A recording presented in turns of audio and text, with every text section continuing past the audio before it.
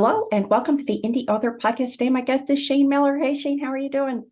Hi, Matty. I'm good, thank you. I am so pleased to have you here and to give our listeners and viewers a little bit of background on you. Shane Millar is a Fictionary Certified Story Coach and the author of the Write Better Fiction Craft Guides. He's also the author of the Myth and Magic Urban Fantasy Thriller series, writing as S.W. Millar, and the co-host of the Storytellers Faceoff Podcast. Shane holds a BA in journalism and is a member of the Alliance of Independent Authors. Yay! He lives in Buckinghamshire, England, and is obsessed with the writing craft, mythology, personal development, food, and martial arts movies. And so I had met Shane through Jeff Elkin's Dialogue Doctor Dialoguer patron group, which I highly recommend. Everybody should head over to Patreon and sign up for Jeff's Dialoguer group. And this was back in December. And I just remember in the course of the conversation, Shane mentioned the topic, how to be a writer if you hate writing. And I immediately chatted him and I said, you have to come on the podcast to talk about that. So I want to dive into that in a moment, but I also was curious just to get started to tell us a little bit more about the Fictionary Certified Story Coach designation. Yeah, so basically when I started taking writing seriously in kind of 2020, I guess, we had nothing else to do, did we, at that time? So yeah, I took writing seriously then. I had a phenomenal editor do my first book and I thought, I want to do that for other writers too. So I looked at a lot of different courses, and a fellow Indy author, Sacha Black, who I think you might know, she was the world's first ever Fictionary Certified Story Coach, and she basically bullied me into taking that particular course, as Sacha does in typical Sacha style. So I met up with Christina Stanley, the CEO of Fictionary, and had her talk to me about the course. And her whole ethos really around editing is that we need to be kinder to our clients, especially those first-time writers who have a long way to go in terms of development. So it's all about pointing out the things that they do really well, but also the things that need improvement, and doing it in such a way that they've got really actionable tips that they can take away and use in their writing, rather than vague suggestions, which we get from some editors who are a bit more unscrupulous. So yeah, the course is fantastic. I highly recommend it to anyone who's looking to become an editor or a story coach in fictionary language. And it's basically editing for story. So we're looking at a scene-by-scene basis on whether your scenes have a entry hook, exit hook, scene goal, something to raise the stakes in the middle of a scene, and a scene climax where the scene goal is resolved. And then we'll look at the story on a global view, setting, character, plot, and scene and story structure as well. So yeah, fantastic, really comprehensive course. Highly recommend. Well, that turned out to be an even better entree to our topic than I was expecting, because I imagine that for editors who are not following the excellent advice to be kinder to their editing clients, that might be one of the reasons that people hate writing, because they get smacked down by someone that they're going to for help. So we're going to turn to how to be a writer if you hate writing. And I need to spin us back almost like a month and a half, almost 2 months at this point, to this dialogue or conversation. And when you said that, my sense was you were saying it as a personal comment, not like a general comment. Can you put yourself back in that mindset? Maybe you don't even have to put yourself back in that mindset. And talk about that a little bit. Yeah, so I really, really love having written. Like, I love having books. I love it when I can get to the editing stage of a story and I've got some raw material that I can work with and actually shape it into something a reader might enjoy.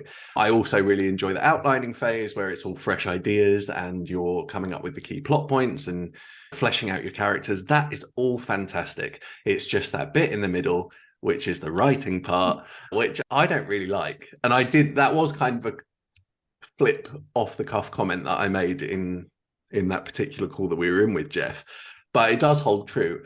I don't enjoy first drafting particularly, so I like to do it as fast as possible so that I can get it out of the way, and then I've got raw material to kind of work with. The editing phase is much more fun for me because I'm doing things like putting in the red herrings, the foreshadowing, and all those fun things that kind of make a story great, as opposed to telling myself the story where I don't really know what's going on.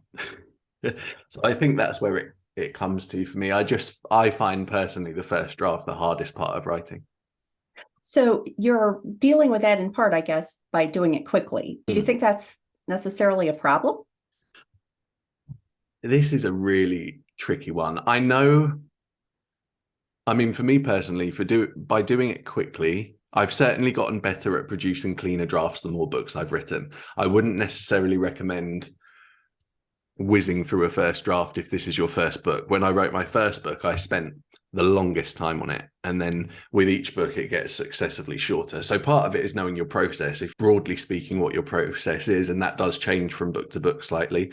But if roughly how long it takes you to draft, I think that helps. And I don't know if you know about Clifton Strengths, but I have number 1 futuristic in my Clifton Strengths. So I think what happens is I sit down, I have the idea for the project, and in my head, it's already done. So I'm kind of seeing it as done. And I think that's why I don't like the writing part so much, because I actually have to do the thing. It's not already done. And that's not what my futuristic brain wants to hear. I haven't taken the Clifton Strengths, but it has come up. I've heard plenty of people talking about it. I've interviewed Becca Syme on the podcast, and I'm like, okay, I'm going to put it at the top of my list now, because it's going to get to the point where I won't be able to have a conversation with another author without exchanging information about our Clifton Strengths. Yes, it does feel like that. Well, I guess that we think about the first draft is crap, or whatever version of that you want to use. And I guess sometimes it's a matter of expectation. So if someone is blasting through a first draft, they can write their first draft in a day or whatever, then that could be fine. Like whether they're a new author or an experienced author, depending on what they think they can do with that when they're done. Like if you write your first draft in a week and then you decide you're going to publish it, this is a bad idea. Oh, yes. That I wouldn't recommend that. Yeah. Unless you don't mind 1-star reviews, of course. Yeah. But if you're taking a long time or not taking a long time, I think it's a matter of expectation. Then also, if you're making this a business, then obviously the time component does matter. Yeah. So how do you weigh that? Like, how do you judge too fast or too slow for a first draft? Yeah, I mean, that is very much individual. So what I think of as fast or too fast might not be what you think of as fast or too fast. But when I say fast drafting, I've got a nonfiction book on this topic called How to Write Novels Fast. And when I talk about fast, it's very much what is your bandwidth? Like if you are somebody who has a full-time day job, you're maybe working 40, 50 hours a week, you've got kids, you've got other responsibilities, you're not going to have as much time as a full-time author does to sit and write for like, I don't know, even 4 hours a day. Maybe you've only got an hour a day or half an hour a day, but it's about how you maximize that time. So you can do things like writing sprints, which is where you kind of set yourself a timer and then just don't do anything other than write until the timer goes off. I found that quite helpful in the early days when I was trying to boost my word count. You can change the way you draft. So people like Steph Green, and you mentioned Jeff Elkins there, they would recommend doing like a dialogue only or skeleton first draft, where you're literally drafting the bones of the thing before you go back and kind of flesh it out and add in the sensory and setting details. So a draft doesn't have to mean that you've literally written out every single sentence. You can break it down into a skeleton and just do the bare minimum so that you can get through it and have something to write with. And the other thing that I found really useful, speaking of Jeff, and as much as it pains me to say it because it'll inflate his, no, I'm not gonna talk about egos. He doesn't actually have an ego. He's really humble. I'm only messing around because we're friends. But what I found really helpful with Jeff, I have, with my next book, rather than editing, I'm doing his book coaching, using his book coaching services. And what that means is that I can write a chapter, first draft dialogue only chapter, send it to him, get that chapter back, and then edit as I go. So for me, I'm not spending as long in that first draft. Well, I'm spending exactly the same time in the first draft phase, but I'm kind of chunking it out. So I'm not spending a week or 2 weeks or 3 weeks solidly drafting. I'm doing like a drafting editing round, and I found that really helpful. So I highly recommend book coaching if, like me, you're somebody that hates writing. It might be a nice alternative to going through an editor. So are you enjoying that both because it's speeding things up in some way, but also because it's introducing the editing part of what you like interspersing it with the drafting part that you like less? Yeah, definitely. And I think, I mean, Jeff method is you get together at first and you flesh out your characters. Then you get together and you flesh out your plot. So you do the whole outlining thing, which I like anyway. Back to Clifton's strength, I do have high communication. So the way Jeff does his book coaching is that you send those chapters, he reviews them, you get them back, then you hop on a Zoom for like an hour and a half. It is Jeff, so it can go on for like a couple hours. Again, I'm not being mean to Jeff. It's all good. But anyway, so you can be on a call and then you can bounce ideas off each other as you go, which I find really helpful with that high communication.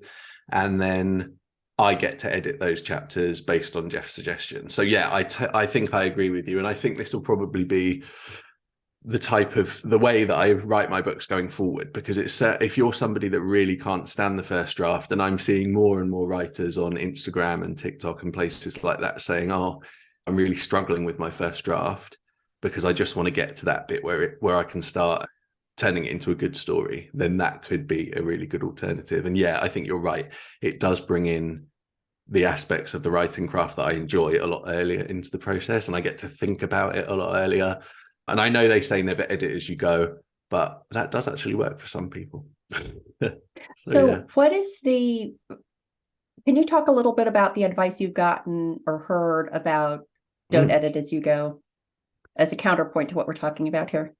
Yeah. So if anyone ever tells you don't edit as you go, basically it's not supposed to edit as you go, because for some people it stalls the momentum of their draft. So say you've written a scene and then the next day you go back over that scene and you're editing the scene.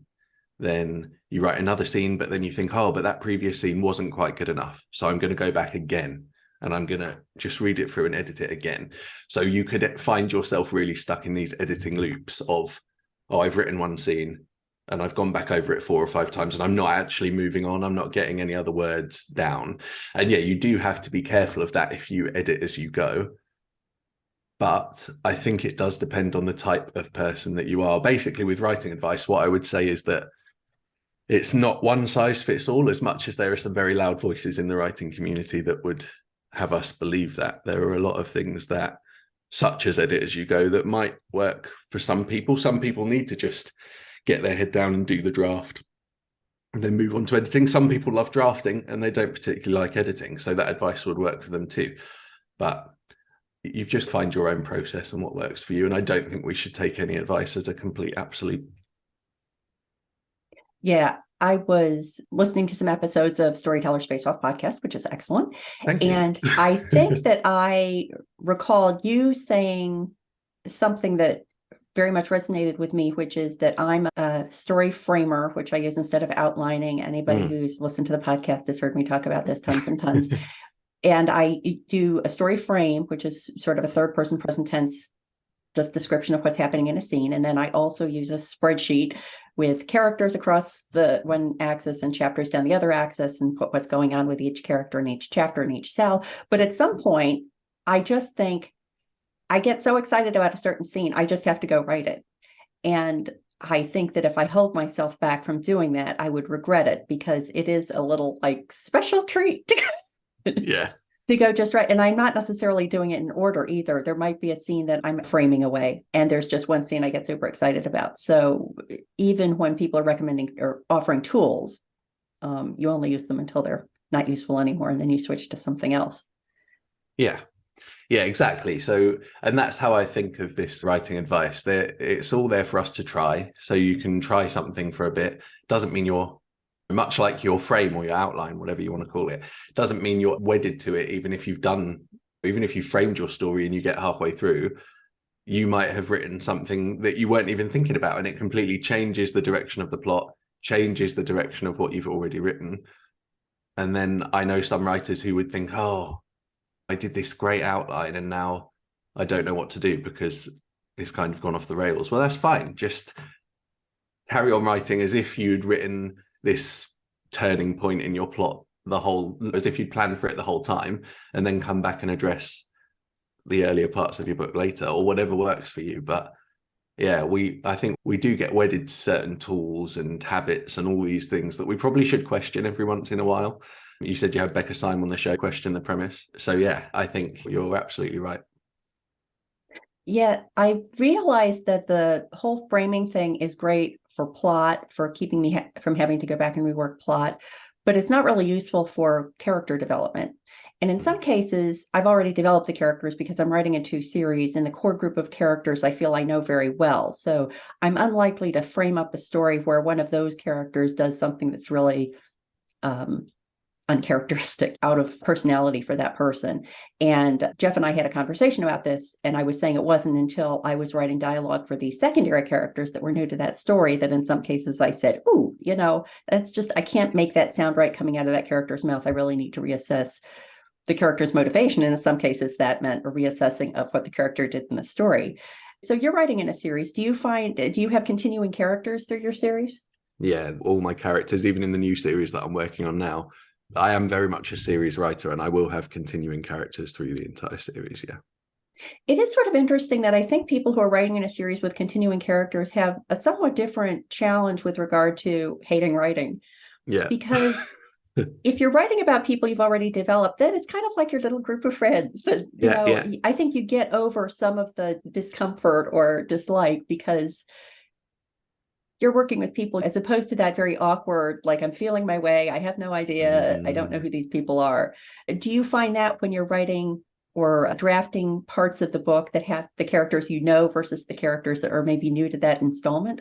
Yeah, I'd never actually thought about it like that before, but now that you've said it, I do think, like when I wrote my 4th book in the Myth and Magic series, I definitely think that was the book I had the most fun with, probably because I did already know most of the characters in the book. So, you're not worried about, oh, would my character say this? Or, those stumbling blocks that you have in the draft of, oh, would my character talk like that? Would they move that way?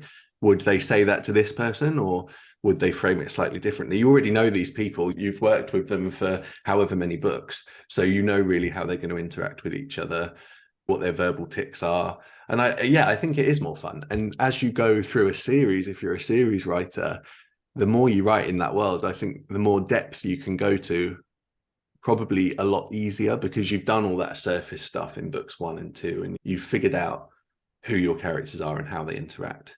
So yeah, I hadn't actually thought of that before, but I think I definitely had more fun drafting book 4 as opposed to drafting book 1, when it was all kind of fresh and I'm trying to figure out who relates to who and how they're going to act. Yeah. Well, I wonder if people could use that if they're writing their first book and they're struggling for whatever reason, plot, just hating to draft whatever it is, and writing some little vignettes about their characters, their main characters, because then you can kind of get to know them. You should probably go into it assuming you're never going to show that to anyone, because you don't want to just start up a new project that's going to result in some kind of mental block. But just say, I'm going to write diary entries as if I was this character. I'm going to describe this character's trip to work or whatever it is. And maybe that would sort of get you toward I'm going to my desk to meet up with some friends, not I'm going to my desk to get words on the page, which I think one sounds much more appealing than the other. Yeah, that's a great point. I mean, we all look forward to meeting up with our friends, right? Yeah. If you've made the right friends, I see. So yeah, that's a great way to put it. Like if you know your characters really well and they do feel like friends, I know that always sounds crazy when authors say that, but they do. They become like friends to you. You know them as well, if not better than your actual real life friends. So yeah, when you come to the desk, you'll look forward to hanging out with those people, as opposed to, like you said, oh no, I've got to get words on the page now. This has really helped with a mental block for me. So thank you. Oh, cool. Well, I imagine that many people who are facing the problem that they hate writing, that feeling is coming from different places. So for you, it's that you enjoy coming up with the story, you later enjoy the editing, but there's this just getting the words on the page part. Yeah.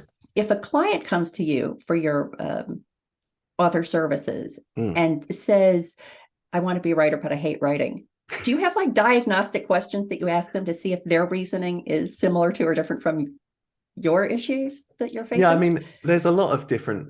I've asked a few writers this throughout the course of coaching and editing and all sorts, and there's a lot of different answers to that. So there are people like me who they like the start and the end, and they're not so crazy about being in the middle. I tend to find that a large group of writers, they're not ever sure really how to write the middle of their book. Like they'll be happily like chunking away the beginning. They'll get to that first plot point where the character has to make a choice. And then they think, oh, but what now? Like, what am I going to fill this half of my novel with in the second act? So I think part of it is learning story structure. That's whether you're a discovery writer, pantser, whatever you want to call it, whether you're a discovery writer or a plotter or a framer, I do think it's useful to learn story structure for the simple reason that if plot is your issue, if that's where you get stuck, then at least you've got a framework in the back of your head. Because again, similar to writing advice and not really buying that all writing advice is one size fits all. I'm not really a massive believer in the plotter versus discovery writer divide, because a discovery writer, yes, they will write their draft and tell themselves the story without outlining in depth. But then when they get to the end, they'll go back and edit in their outline, essentially, like they're reverse outlining. Plotter just does it the other way around. So I don't really think there's a huge amount of difference. Having worked with a lot of clients who identify as one or the other, you do have to put story structure into your stories at some point. So if plot is your issue, then I would say learn more about story structure, however you want to do that. If setting is your issue, so I have some writers who, they'll be writing fantasy. I edit a lot of fantasy books because that's my genre. And they'll get to the new world or the undiscovered world or the magical world, and they'll go, oh, I just don't know how to describe what my character is seeing, hearing, feeling, all that stuff. And that stalls them. So if that's the case, I would recommend, I know when I'm doing research at the moment for kind of a portal fantasy YA thing, and I'm watching a lot of epic fantasy stuff on TV just to really get the settings, take inspiration from those settings that I can then use in my novel. So if setting is your issue, then look for inspiration of how you can put that in. And then characters. Can I stop you on setting for a second? Because I think that this is interesting, because I can imagine that there are two people who would have in mind that they want to write epic fantasy.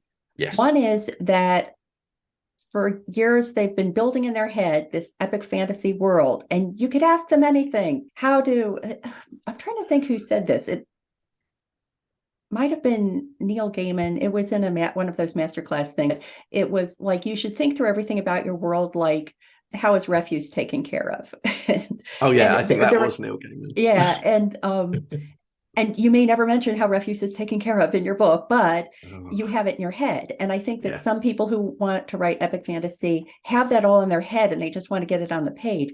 Then I think there are people who like the idea of writing epic fantasy, but they don't have any of it in their head. So they're sort of like borrowing from, and I don't mean like plagiarizing, I mean, going like saying, oh, they all have to have a big glass dome over the city. Okay, I'm going to have a big glass dome, whatever it is.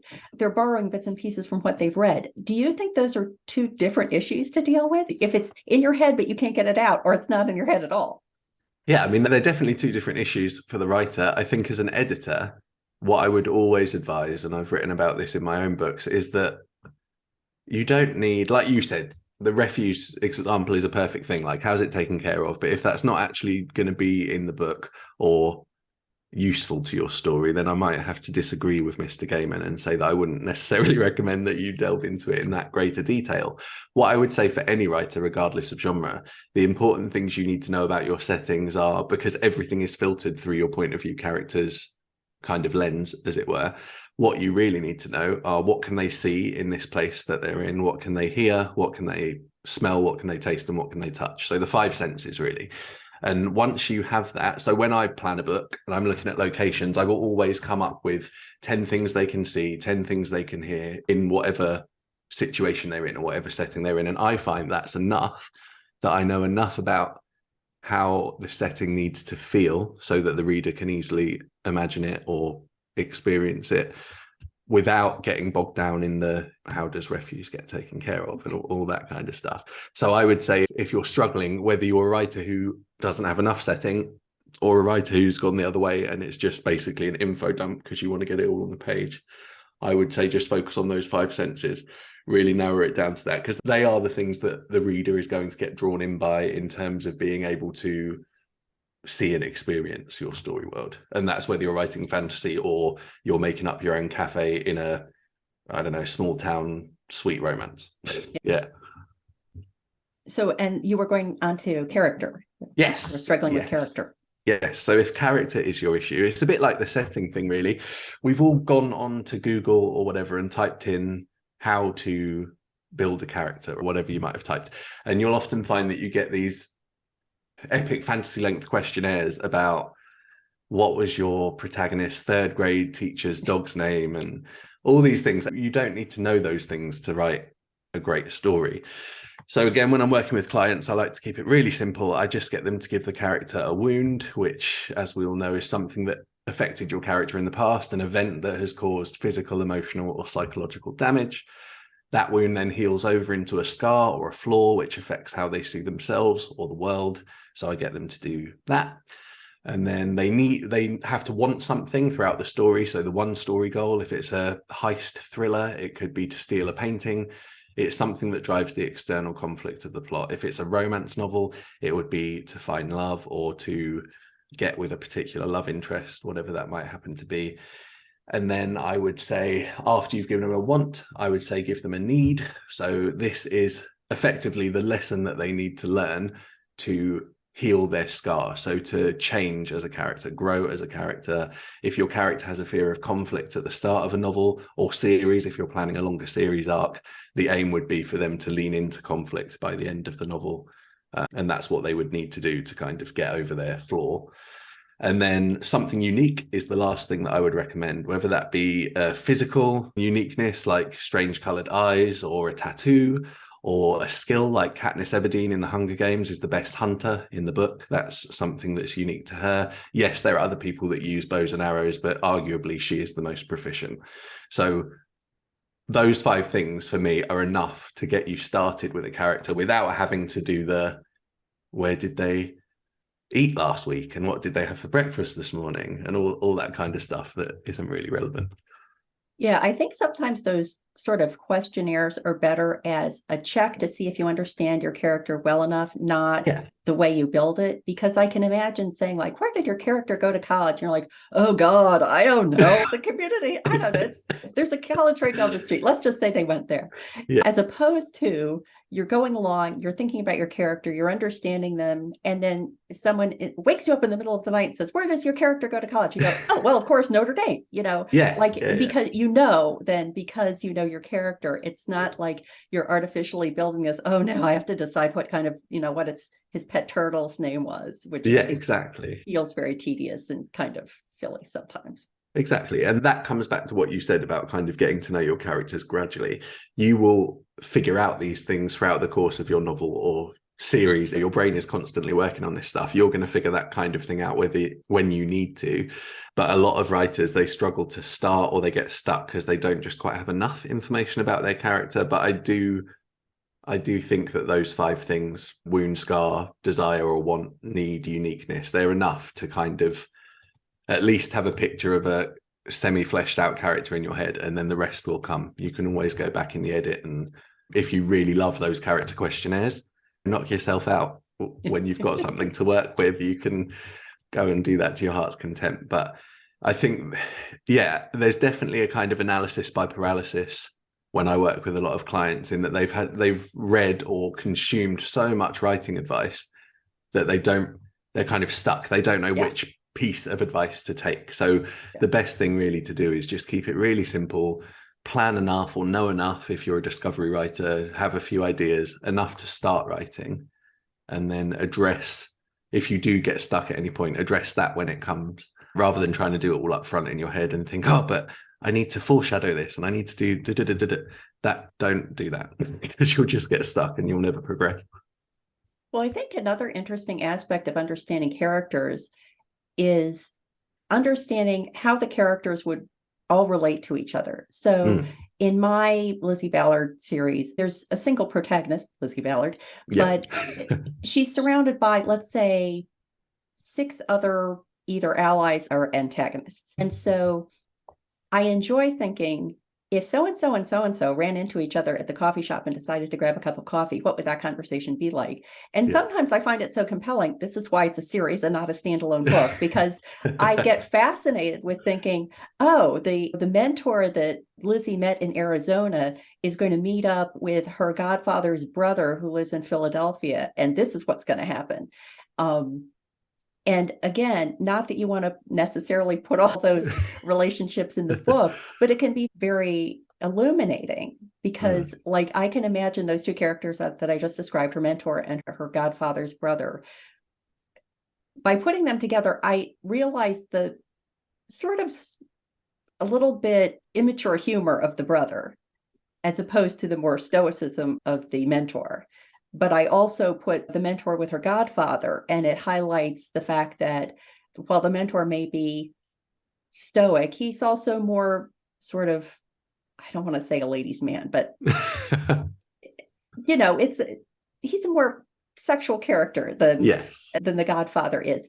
And I'm probably never going to have like an in-depth scene with the mentor and the godfather, but it's helpful to think of that. And it's also just fun. It's fun to think about your characters getting together in ways that you might not ever show on the page. Yeah, it definitely is. And funny you should say that, actually, because when I was writing my first book, my main character made a off-the-cuff comment about how the love interest and his best friend would speak about him when he wasn't there. And that led me to kind of free write this. Well, how would they speak about him if he wasn't there? That's interesting. And it did. I ended up putting that scene in the book with the love interest and the friend after a bit of conflict, discussing him. So by doing those creative exercises, you can end up with extra material for the book that actually works really well. But even if you never use it, like you said, it's a really great way to nail down all aspects of side characters' voices, because we've all heard sometimes side characters can be flat. And I do think that's probably because we don't spend enough time exploring how they might behave outside of if they're with the protagonist, because we all behave differently with different people, with our work colleagues. When we do podcasts, I'm behaving differently in a way than I would if I was just down the pub with you. So there's all these different aspects and facets to personality that we probably don't explore enough with side characters. And that's probably why some people's side characters aren't as fleshed out as they could be. Yeah. I always want to do a whole series on all my side characters. You could. Spin-off. Yeah. I love all my side characters. I even love the bad guys.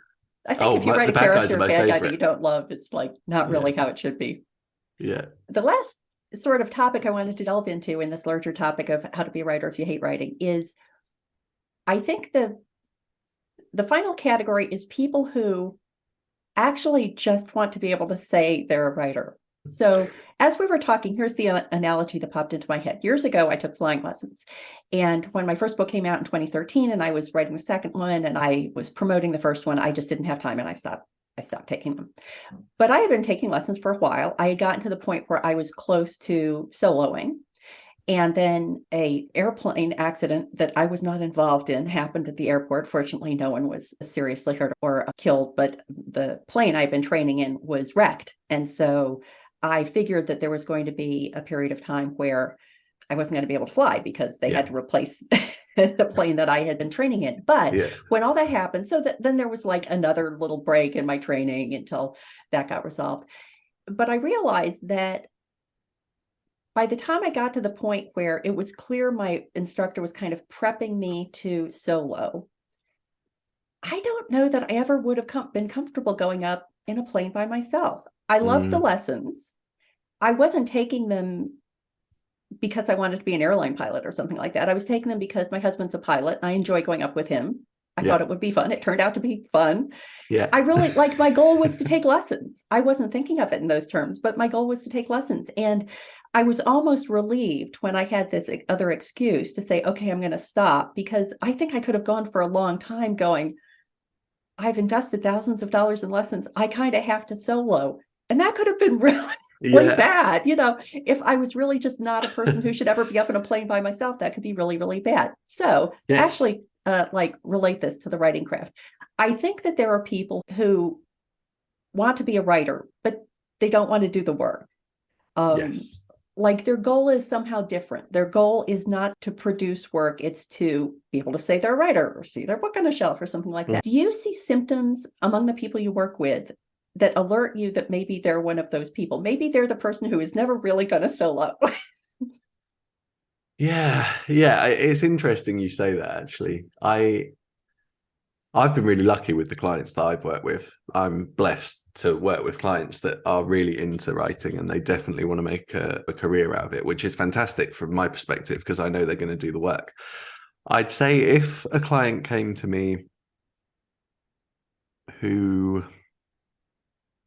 I mean, there are a lot of answers to that. Like if a client came to me and said, I just want to, if they know, like, I just want to write this one book to say I've written it and that's it. I just want to be able to call myself a writer. I'm not looking to turn this into a career. That's fine. I know we'll probably be working a lot slower on that book because they've got time to kind of play around with it. I know that I don't need to talk to them about necessarily writing to market or all of those things that you might have to do if you want to turn this into a career. And in terms of what signs would I spot that would make me think that a writer is not, that they just want to say they've written and they don't actually want to be a writer, quote unquote? I think I would look at how fast they return any edits to me if I'm kind of going backwards and forwards.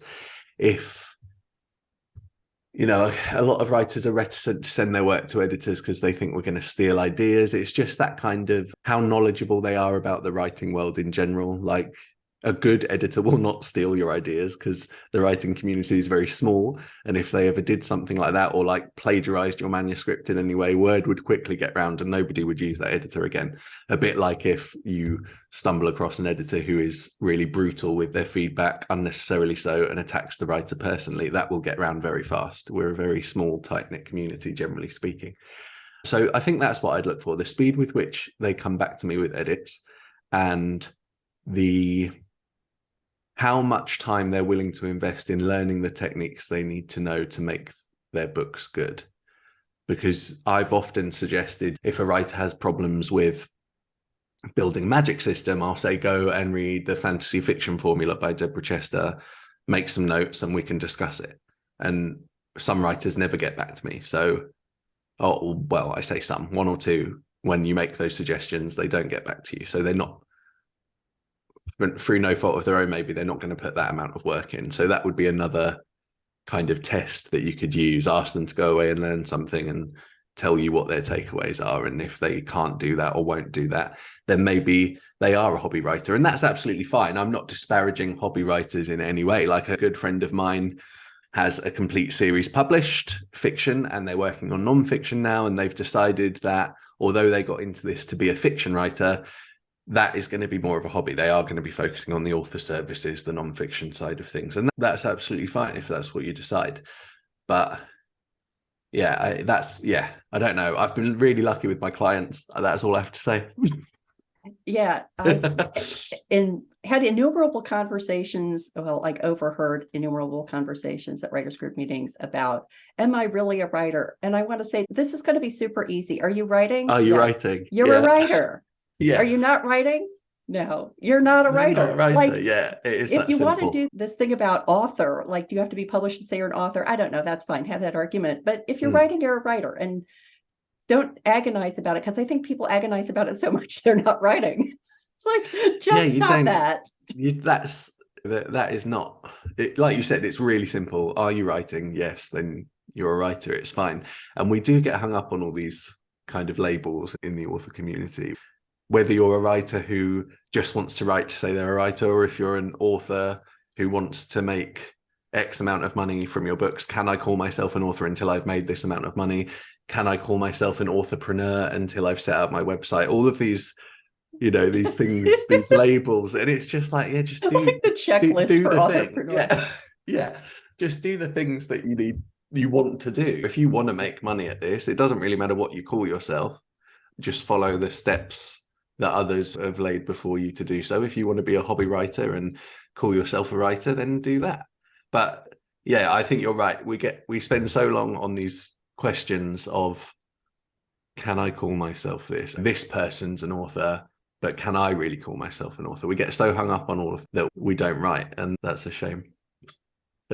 Well, and I did like that early on, your sort of clarification that when you're saying that you hate writing, what you mean is you hate drafting. Yes. Oh, yeah. But it's just one part, a longer process that you, I'm guessing, largely enjoy. So yes, I wouldn't. I'm not being funny, but there's easier ways to make money. Nobody has a gun to my head in the background forcing me to be on this show or writing or anything like that. Yeah. I choose to do this. It's a lot of fun.